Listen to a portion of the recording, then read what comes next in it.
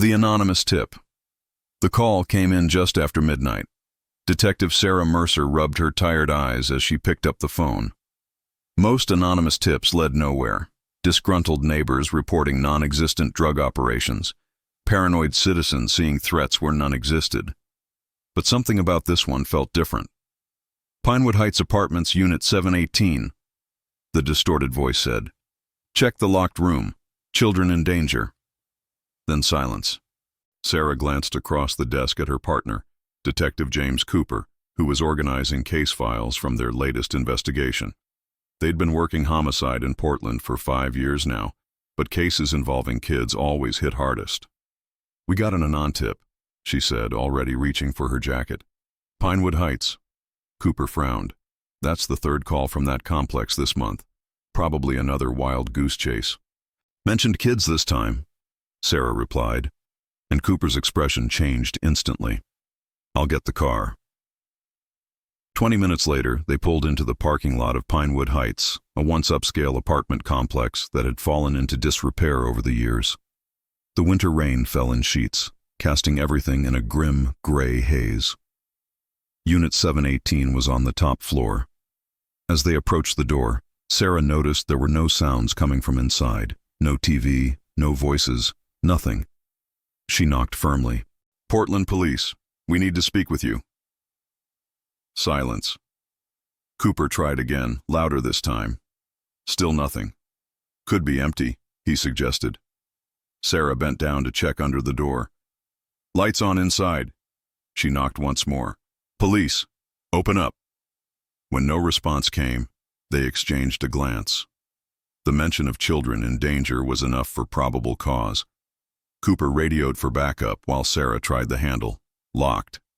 Stand back, Cooper said, and with 3 powerful kicks, the door gave way.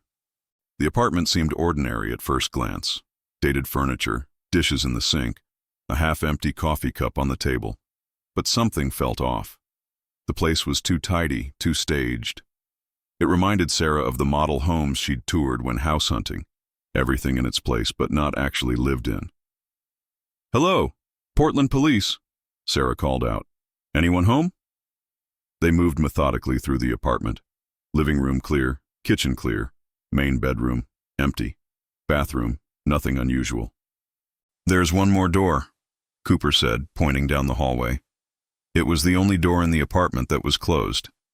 As they approached, Sarah noticed a padlock on the outside. Who locks a room from the outside? Cooper muttered, drawing his weapon.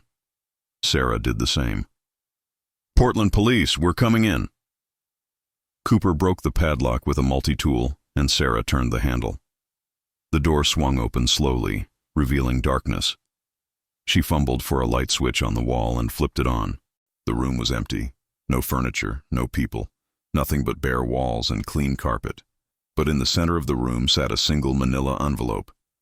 What the hell? Cooper stepped inside, scanning the corners of the room with his flashlight. Sarah approached the envelope cautiously, using her pen to flip it open. Inside was a single photograph and a typed note. The photograph showed this very room, but different. In the picture, the walls were covered with maps, newspaper clippings, and photographs connected by red string. A desk overflowing with papers stood against one wall. And in the center was a cork board covered with photos of children, at least a dozen of them. The note read, "By the time you read this, I'll be gone, but they're still out there. The network is bigger than you know. Check the walls, find the pattern, save them."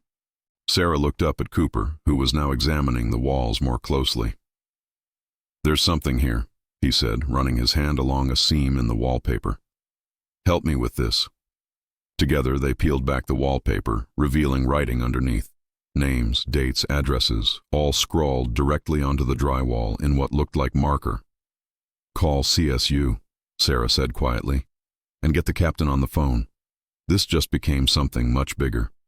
Little did they know, this anonymous tip would lead them down a rabbit hole that would change their lives, and their city, forever. Captain Reynolds arrived within the hour, along with a full crime scene unit team. By morning, the apartment had been transformed into a hub of activity. Officers cataloged evidence while technicians carefully removed sections of wallpaper, revealing more of the hidden writing beneath. "What do we know about the tenant?" Reynolds asked, accepting a cup of coffee from Cooper. "Lease is under the name Thomas Griffin," Sarah replied, reviewing the information from the building manager. 43 years old, moved in 18 months ago. Pays rent in cash, keeps to himself. Manager says he's never had any complaints. Background check came back clean, Cooper added. Too clean, if you ask me. I think it's an alias. Sarah nodded toward the wall where technicians were working. Based on what we're finding, that seems likely. The team had uncovered names of children, dozens of them, along with locations, dates, and cryptic notations. Some had check marks next to them, others had been crossed out entirely. "We're cross-referencing with missing persons," Sarah explained. "So far, we've identified 3 matches with children reported missing in the last year, all from different parts of the state." Reynolds' face darkened. "Human trafficking?" "That's our working theory," Cooper confirmed. "But this doesn't fit the usual pattern. These kids come from different backgrounds, different socio-economic statuses. Some disappeared from foster care, others from affluent suburbs." "What about the envelope? Any prints?" Sarah shook her head. "Nothing yet. The photo and note were printed on standard office paper. No metadata on the image file. It was printed from a public machine at a copy shop. We're checking security footage, but I'm not optimistic." Reynolds surveyed the room. "So someone tipped us off to this place, but cleared out before we arrived." "Not just cleared out," Sarah corrected. "They systematically removed evidence, left just enough to point us in a direction, then disappeared. This was calculated." "Griffin could be our anonymous caller," Cooper suggested. "Maybe he got cold feet, wanted out of whatever this is. Or he was forced out," Sarah countered. "Either way, finding him is our priority." Reynolds nodded. "I'm allocating whatever resources you need. If there's even a chance we can recover these children, we move now. Keep me updated every step." As the captain departed, Sarah returned to the wall, studying the pattern of names and dates. Something wasn't adding up. If this was trafficking, why document it so meticulously? And why leave evidence that could be found? "Cooper," she called, "look at these dates." Her partner joined her, coffee in hand. "What am I looking at?" "The last entry was made 3 weeks ago. If Griffin fled recently, why stop recording 3 weeks ago?" Cooper frowned. Maybe that's when things went sideways for him. Or maybe... Sarah's voice trailed off as she noticed something in the corner of the room. A tiny camera, expertly hidden in the ceiling vent. "We're being watched." Cooper followed her gaze. "You think this is some kind of setup?" Before Sarah could answer, her phone rang. The caller ID showed their precinct number. "Detective Mercer," she answered. "Detective, this is Officer Chen at the front desk. There's a package here for you. Courier just dropped it off, said it was urgent." "What kind of package?" "Small box, hand-delivered, addressed specifically to you and Detective Cooper regarding the Pinewood Heights case. No return address." Sarah and Cooper exchanged looks. "Don't touch it further," Sarah instructed. "Get the bomb squad to clear it, then have it brought up to CSU." She hung up and turned to her partner. "Someone knows we're here. They know we're assigned to this case." "This keeps getting weirder," Cooper muttered. 2 hours later, after being cleared as non-explosive, the package was delivered to the CSU lab. Inside was a USB drive and another typed note. "The truth is hidden in plain sight. Not all monsters look like monsters. Trust no one." The forensic technician inserted the drive into an isolated computer. It contained a single video file. The footage showed a gala event at what appeared to be an upscale hotel ballroom. Well-dressed attendees mingled, drinking champagne and making small talk. The camera panned across the room, focusing briefly on various faces. "Can you enhance this?" Sarah asked, leaning closer to the screen. The technician nodded, zooming in on a group of people in the corner of the frame. Sarah's breath caught in her throat. "That's Judge William Hargrove," she said, pointing to an elderly man in an expensive suit. "And next to him, Police Commissioner Robert Davis," Cooper finished. "What the hell is this?" The video continued, showing the judge and commissioner in deep conversation with a third man. Tall, distinguished, with silver hair and a commanding presence. "Who's that?" Sarah asked. Cooper shook his head. "I don't recognize him." The video cut to another scene, a private room somewhere in the hotel. The silver-haired man was speaking to someone off camera. The audio was muffled, but a few phrases came through clearly. "Shipment arriving Thursday. Clients have already paid. Special merchandise." The footage ended abruptly, cutting to black before showing one final image, a logo for the Pinewood Foundation, a well-known children's charity in Portland. "Run a background check on the Pinewood Foundation," Sarah instructed a nearby officer, "and find out who that silver-haired man is." Cooper was already on his phone. "I'm calling Reynolds. We need to tread carefully here. If the commissioner is involved—" Sarah nodded grimly. This case had just escalated beyond anything they could have anticipated. An anonymous tip had led them into dangerous territory, where the line between allies and enemies was increasingly blurred. As she stared at the frozen image of the charity's logo, a terrible realization began to form. Pinewood Heights Apartments, the Pinewood Foundation. This wasn't coincidence, it was a pattern, and she suspected they had only scratched the surface of something much darker and more extensive than they could imagine. The Pinewood Foundation occupied the top 3 floors of the Blackwell Tower, one of Portland's most prestigious business addresses. Founded 30 years ago by business magnate Edward Blackwell, the charity had built a reputation for its work with disadvantaged children, funding everything from after-school programs to medical care for families in need. Sarah and Cooper sat in their unmarked car across the street, watching employees enter the gleaming glass building. "Background check on the foundation came back clean," Cooper said, reviewing the file. "Annual budget of $12 million, excellent charity ratings, board of directors, includes some of the city's most prominent citizens, including Judge Hargrove," Sarah noted. "And the silver-haired man from the video is Dr. Richard Matheson, the foundation's executive director. Harvard-educated, no criminal record, sits on multiple nonprofit boards." Sarah frowned. "Appearances can be deceiving." "True, but we need more than an anonymous tip and a cryptic video before accusing a respected charity of child trafficking, especially with the commissioner potentially involved." Captain Reynolds had advised caution.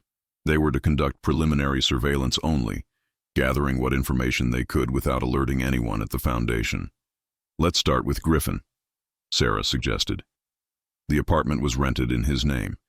There must be some connection between him and the foundation. Cooper nodded. "I'll check employee records, see if he worked there." Sarah's phone chimed with a text message from the forensic lab.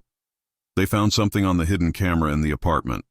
It wasn't transmitting anywhere, just recording to local storage.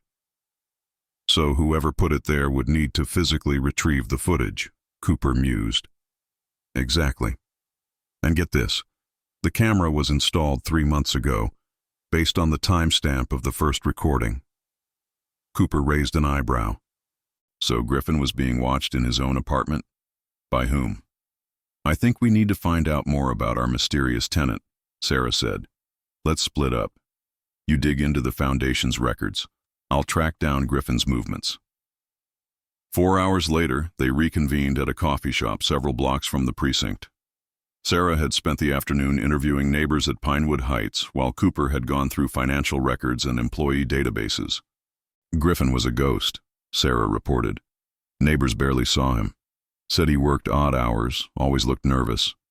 One mentioned seeing him with a camera occasionally. Said he claimed to be a freelance photographer." Cooper nodded. "That tracks with what I found. No Thomas Griffin ever worked for the foundation. But I did find something interesting in their financial records. For the past 2 years, they've been making monthly payments to a company called Sentinel Media Services for documentation and outreach materials." "Let me guess, Sentinel Media doesn't exist?" "Oh, it exists. It's a one-person LLC registered to a P.O. box. And get this, it was established 20 months ago, right around the time Griffin moved into Pinewood Heights." Sarah's eyes widened. "So the foundation was paying our mystery tenant. For what? Surveillance? Maybe. Or maybe he was blackmailing them." Before Sarah could respond, her phone rang.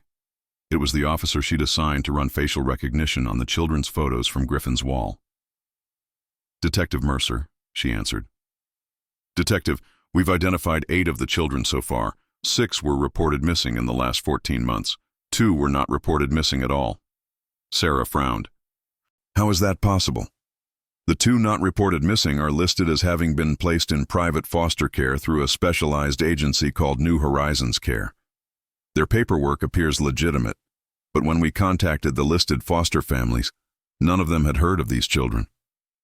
Falsified placements, Sarah murmured. They're making children disappear through the system itself. After hanging up, she relayed the information to Cooper, whose expression grew increasingly troubled. I checked the Foundation's partners earlier, he said. New Horizons Care is listed as one of their placement services for children in need. The pieces were beginning to fit together, forming a picture more disturbing than either detective had imagined. Not just trafficking, but a sophisticated operation using legitimate charities and services as cover. We need to get inside the Foundation, Sarah decided. See what's really happening there. Cooper hesitated. Reynolds said surveillance only. If the commissioner is involved, children's lives are at stake. Sarah cut him off. We can't wait for bureaucratic approval. After a moment, Cooper nodded. I know someone in building services who owes me a favor. We could get in after hours, access the executive offices. Tomorrow night, Sarah confirmed. In the meantime, let's find out everything we can about Dr. Matheson and Judge Hargrove. As they left the coffee shop, neither noticed the black sedan parked across the street, nor the man inside taking photographs of them with a telephoto lens. The next 24 hours passed in a blur of research and preparation. Sarah and Cooper worked separately, compiling information while maintaining their regular duties to avoid suspicion. They learned that Dr. Matheson had previously worked at 3 other children's charities across the country, each for approximately 5 years before moving on. Judge Hargrove, besides his judicial duties, sat on the boards of several organizations dealing with child welfare and juvenile justice. On the surface, both men appeared dedicated to helping children. But dig deeper and troubling patterns emerged. Each charity Matheson left subsequently faced financial investigations, and several of Hargrove's rulings had directed children into specialized care facilities rather than traditional foster homes, facilities funded by the Pinewood Foundation. At precisely 11:30 p.m., Cooper's contact let them into the service entrance of Blackwell Tower. Dressed as maintenance workers, they took the service elevator to the 27th floor, where the Foundation's executive offices were located. Security cameras, Sarah whispered as they stepped into the darkened hallway. Disabled for tonight's system maintenance, Cooper replied. We have about 40 minutes before they come back online. They moved quickly to Dr. Matheson's office. Cooper kept watch while Sarah picked the lock, a skill she'd learned in her earlier years working undercover. The executive office was spacious and immaculate, with floor-to-ceiling windows offering a panoramic view of the city lights. Sarah immediately began searching the desk while Cooper examined the filing cabinets. Financial records, donor lists, nothing unusual, Cooper reported. Sarah was about to respond when something caught her eye, a small safe hidden behind a painting. Cooper, look at this. The safe required both a key and a combination. Sarah examined it closely. I can't crack this without proper equipment. Cooper joined her, studying the safe. Maybe we don't need to.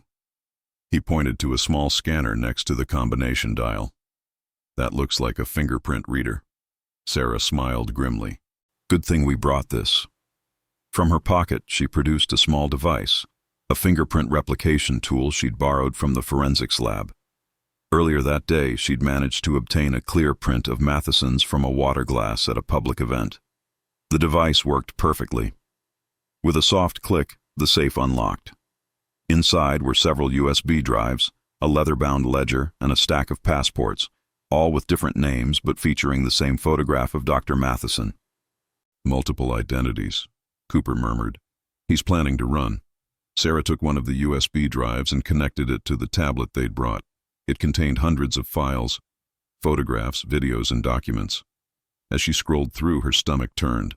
The files documented children being processed through what appeared to be medical examinations, then assigned numbers instead of names. This isn't just trafficking, she whispered, horrified. It's something worse. Cooper was examining the ledger. These are transactions, dates, amounts, client codes. He flipped to a recent page. Look at this. A shipment scheduled for tomorrow night. 7 units to be delivered to something called the Sanctuary. 7 children, Sarah translated, her voice tight with anger. We need to find out where this sanctuary is. Cooper photographed every page of the ledger while Sarah copied the USB drive's contents. Just as they were replacing everything in the safe, a noise from the outer office froze them in place. Footsteps. Someone was coming. Cooper quickly closed the safe and replaced the painting while Sarah shut down the tablet. They barely had time to hide behind a large bookcase when the office door opened. Dr. Matheson entered, accompanied by a tall, thin man in an expensive suit. They were in mid-conversation.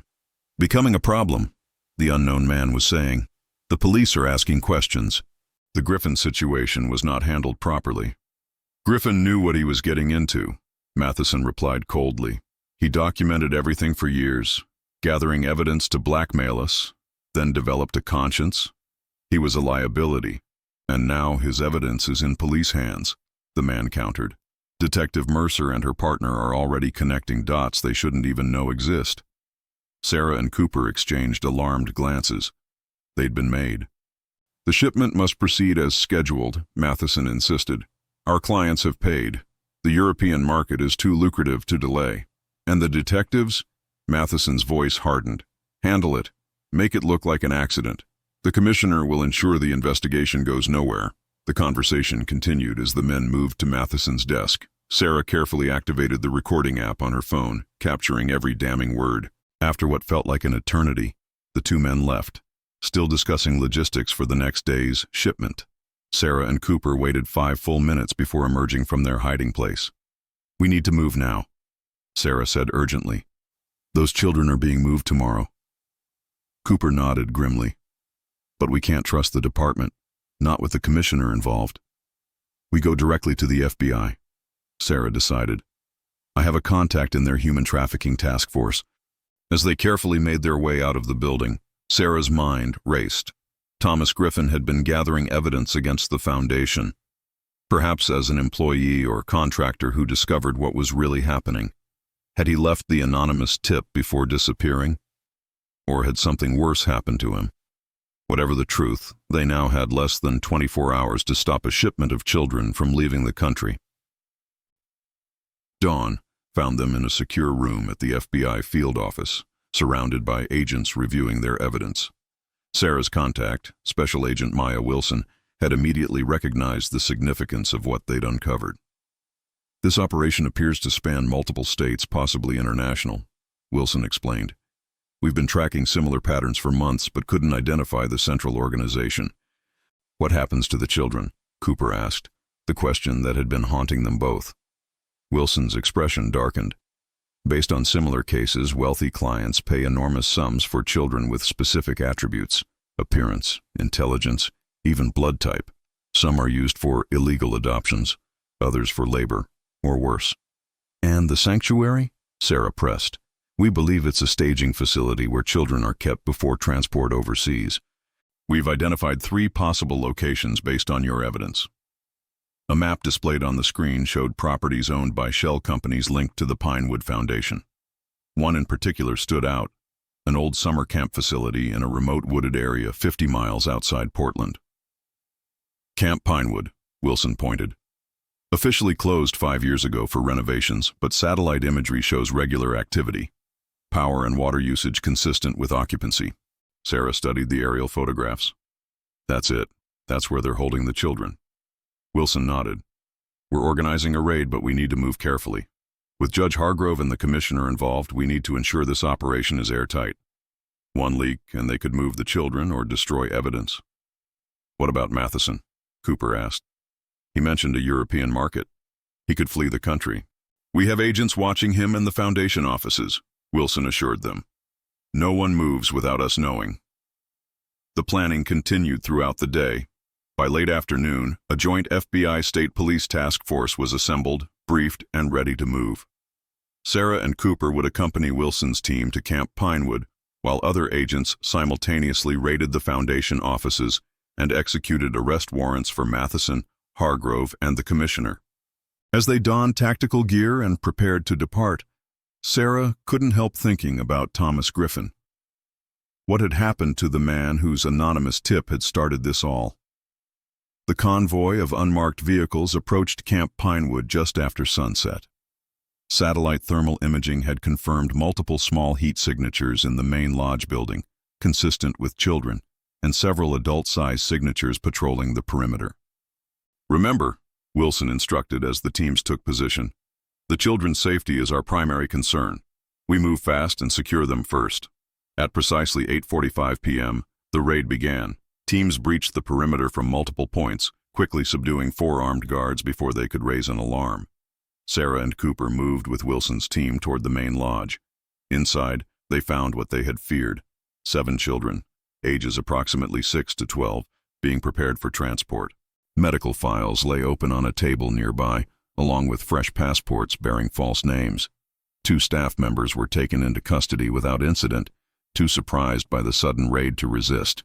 As Sarah helped comfort the frightened children, Cooper made a discovery in the lodge's office: a computer with active surveillance footage. One monitor showed a feed from a small cabin at the edge of the property. "Wilson," he called urgently, "there's another building we missed." The agent joined him, studying the footage. "That's not on our map. Who's inside?" The grainy image showed a single figure slumped in a chair. "I don't know," Cooper replied, "but they look like they need help." Wilson immediately dispatched a team to the cabin.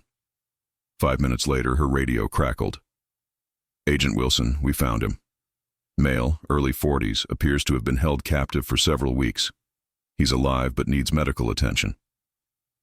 "Thomas Griffin," Sarah breathed. She was right. The man they found was indeed Griffin, the missing tenant whose anonymous tip had started their investigation. He had been beaten but was conscious, and his first words to Sarah were, "Did you find the children?" "We did," she assured him. "They're safe now."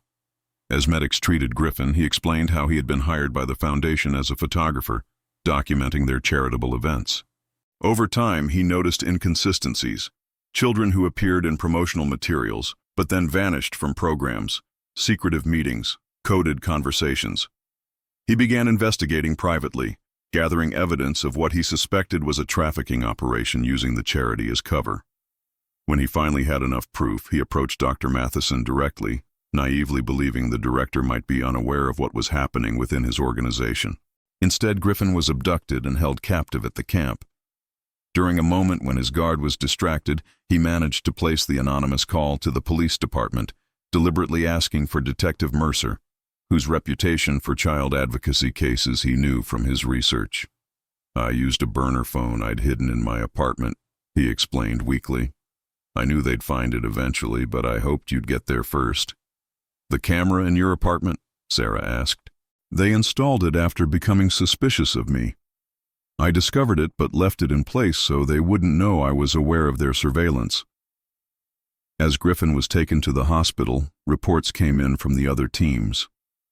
Dr. Matheson had been arrested at his home, caught in the process of packing for immediate departure. Judge Hargrove surrendered without incident. The commissioner, however, had barricaded himself in his office before being taken into custody. The investigation continued for months. In total, 13 children were recovered, and over 30 people arrested for involvement in the trafficking network. The case exposed corruption at multiple levels of Portland's government and judicial system. For Sarah and Cooper, the case changed everything. They had followed an anonymous tip into darkness and emerged with the truth. A truth more terrible than they could have imagined, but one that ultimately saved lives and brought down a criminal enterprise hiding in plain sight. Thomas Griffin recovered from his ordeal and became a key witness in the prosecution. The children were reunited with their families where possible, or placed in legitimate foster care. As for the Pinewood Foundation, its assets were seized and redirected to actual child welfare organizations. The Blackwell Tower office that had once housed the operations headquarters was eventually converted into a support center for families affected by trafficking. 1 year later, on the anniversary of the raid, Sarah visited this center. In the lobby stood a simple plaque commemorating those who had brought the truth to light. It bore no names, just a message.